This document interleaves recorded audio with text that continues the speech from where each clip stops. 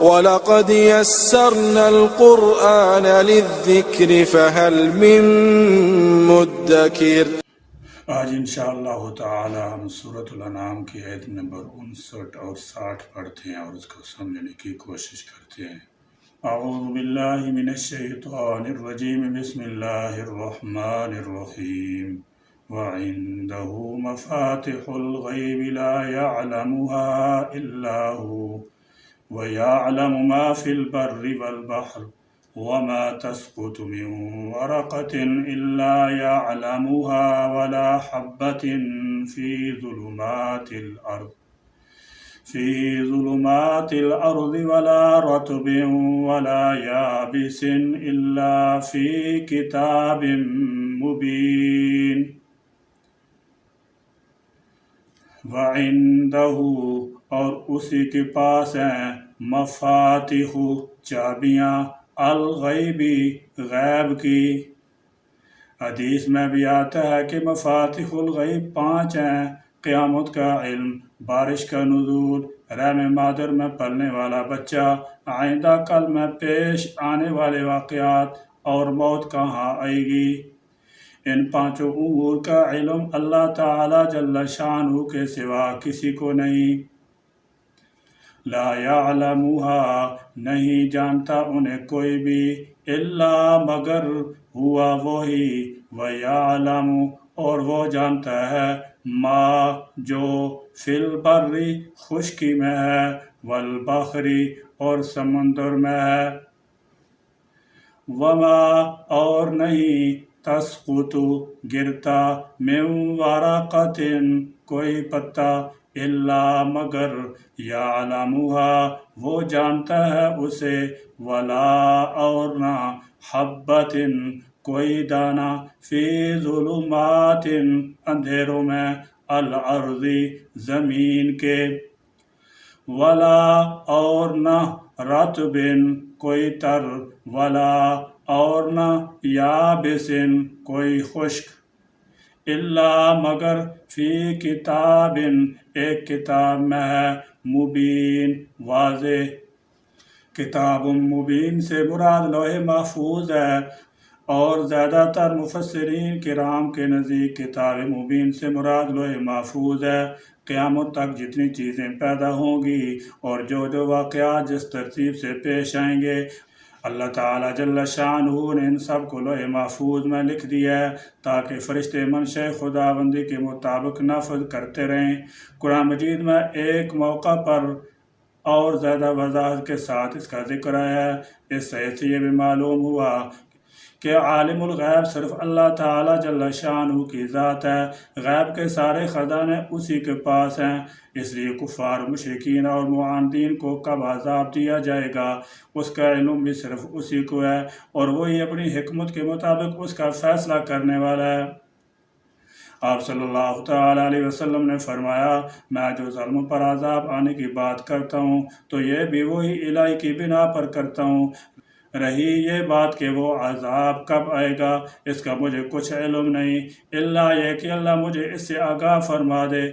کیونکہ غیب کے تمام تر وسائل و ذرائع صرف اسی کے قبضہ قدرت میں ہے، جنہیں اس کے سوا کوئی نہیں جان سکتا، اور اگر کوئی شخص غیب جاننے کا دعویٰ کرے وہ جھوٹ ہے، اور اللہ تعالیٰ جل شانہ کی اس صفت کا منکر ہے۔ اور جو شخص کسی غیب کی خبر دینے والے کی تصدیق کرتا ہے یا اس پر یقین رکھتا ہے، وہ بھی برابر کا مجرم ہے، جس پر درج ذیل احادیث شاہد ہیں۔ آپ صلی اللہ تعالیٰ علیہ وسلم نے فرمایا، جو شخص کسی عراف یعنی غیب کی خبریں بتانے والے کے پاس جائے گا اور اس سے کچھ پوچھے، اس کی 40 دن تک نماز قبول نہیں ہوتی۔ نیز آپ صلی اللہ تعالیٰ علیہ وسلم نے فرمایا، جو شخص کسی کاہن کے پاس جا کر اس سے کچھ دریافت کرے پھر اس کی تصدیق کرے تو اس نے اس چیز سے کفر کیا جو میں محمد صلی اللہ تعالیٰ علیہ وسلم پر نازل ہوئی۔ سیدنا حضرت ابن عباس رضی اللہ تعالیٰ عنہ کہتے ہیں کہ آپ صلی اللہ علیہ وسلم نے فرمایا، نجومی کاہن ہے، اور کاہن جادوگر ہے، اور جادوگر کافر ہے۔ وهو الذي يتوفاكم بالليل ويعلم ما جرحتم بالنهار ثم يبعثكم فيه ليقضى أجل مسمى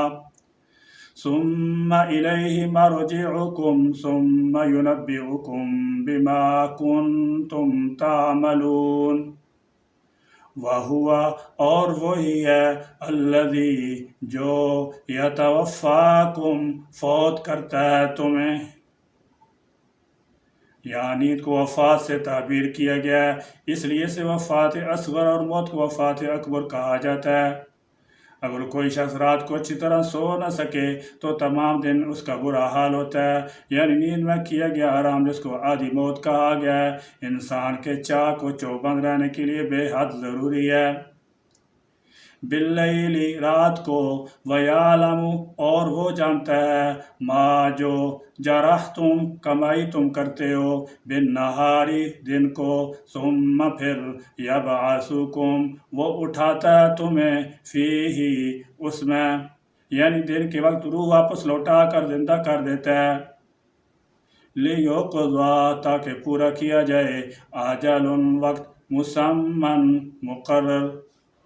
یہ سلسلہ شب و روز اور وفات اصغر سے ہمکنار ہو کر دن کو پھر اٹھ کھڑے ہونے کا معمول انسان کی وفات اکبر تک جاری رہے گا۔ ان آیات میں اللہ تعالیٰ جل شانہ نے اپنے علم اور قدرت کا ذکر کرتے ہوئے عقیدہ آخرت کو سمجھایا ہے کہ اللہ تعالیٰ جل شانہ کا علم گزشتہ، موجودہ اور آئندہ زمانے کو حاوی ہے، اور طاقت کا حال یہ ہے کہ پوری کائنات اس کے حکم کے تابع ہے۔ اس لیے جب وہ قیامت کے واقع ہونے کی خبر دے رہا ہے تو اس کو نہ ماننے کی کوئی معقول وجہ نہیں ہے، کیونکہ قیامت کا آنا نہ اس کے علم سے باہر ہے اور نہ لانا اس کی قدرت سے ماورا۔ پھر اللہ تعالیٰ جل شانہ نے دن اور رات میں پیش آنے والی موت اور دوبارہ زندگی سے ملتی جلتی ایک کیفیت کا ذکر فرمایا کہ جب انسان سوتا ہے تو ہوش حواس سے محروم، اپنے گرد و پیش سے بے خبر ہو جاتا ہے، گویا اس پر ایک طرح کی موت طاری ہو جاتی ہے۔ پھر اللہ تعالیٰ جل شانہ اس کی ان صلاحیتوں کو لوٹا دیتے ہیں اور وہ بیدار ہو جاتا ہے۔ یہ گویا مرنے کے بعد دوبارہ زندہ کیے جانے کی ایک تمثیلی کیفیت ہے جس سے آخرت کو سمجھا جا سکتا ہے۔ اس سے فقہ کی ایک اہم اصل قیاس کے معتبر ہونے کا اشارہ بھی ملتا ہے، کیونکہ خود اللہ تعالیٰ جل شانہ نے موت کی کیفیت کو نیند کی عارضی کیفیت پر قیاس کرنے کا حکم فرمایا ہے۔ ثم پھر الیہ اس کی طرف مرجعکم لوٹنا ہے تمہارا، یعنی پھر قیامت والے دن زندہ ہو کر سب کو اللہ تعالیٰ جل شانہ کی بارگاہ میں حاضر ہونا ہے۔ ثم پھر ینبئکم وہ بتائے گا تمہیں، بما جو کنتم تھے تم، تعملون تم عمل کرتے۔ روح دو قسم کی ہوتی ہے،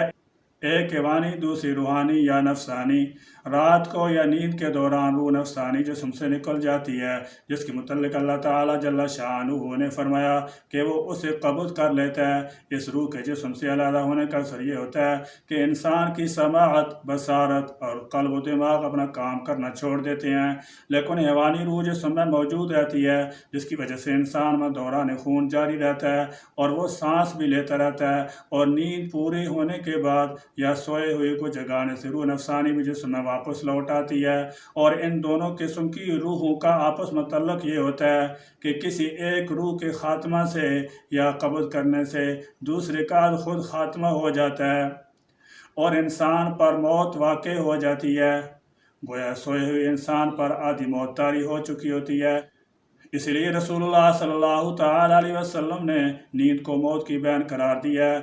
اس حقیقت کو اللہ تعالیٰ جل شانہ نے اس آیت میں بیان فرمایا اور اس حقیقت سے ایک دوسری بڑی حقیقت پر استدلال کیا ہے، جو یہ ہے کہ جس طرح اللہ تعالیٰ جل شانہ تمہاری نفسانی روح رات کو قبض کر کے صبح واپس تمہارے جسم میں بھیج دیتا ہے، اسی طرح موت کے وقت تمہاری روح قبض کر لیتا ہے، اور جب قیامت قائم ہوگی تو وہی روح واپس بھیج کر تمہیں تمہاری قبروں سے اٹھا کر کھڑا کرے گا۔ یا اللہ، آپ کے علم غیب کے مطلب بعض گمراہ کن عقائد بعض افراد نے کر لی ہیں، یا اللہ ہم کو صحیح اور سچے توحیدی عقائد کو اپنانے کی توفیق عطا فرما۔ اور ہر طرح کی کچی اور گمراہی سے ہماری حفاظت فرما، آمین یا رب العالمین۔ وآخر دعوانا الحمدللہ رب العالمین۔